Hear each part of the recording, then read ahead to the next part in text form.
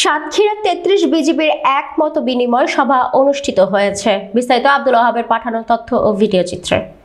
মত বিনিময় সভায় অবৈধ অনুপ্রবেশ, চোরাচালান, নারী ও শিশু পাচার রোধ করা সহ বিভিন্ন সীমান্ত অপরাধ বিষয়ে স্থানীয় জনগণকে সতর্ক ও প্রেরণা প্রদান করা হয়। এছাড়া মাদক হতে যুব সমাজকে রক্ষা করতে মাদক দ্রব্যের কুফল সম্পর্কে আলোচনা করা হয়।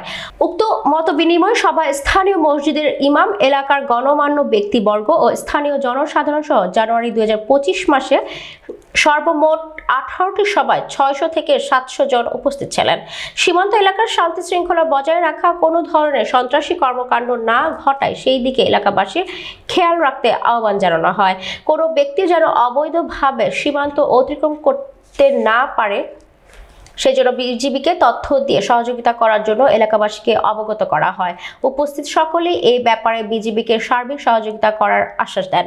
দেশের রাজস্ব ফাঁকি রোধ করে স্থানীয় শিল্প বিকাশে এবং দেশের তরুণ যুব সম্প্রদায়কে মাদকের নির্মূল ছবল হতে রক্ষা করার মহতী উদ্যোগে বিজিবির এরূপ দেশপ্রেমিক ও জনস্বার্থে পরিচালিত অভিযানে উপস্থিত স্থানীয় জনগণ সাধুবাদ জ্ঞাপন করে এ ধরনের অভিযান অব্যাহত রাখার জন্য অনুরোধ করেন।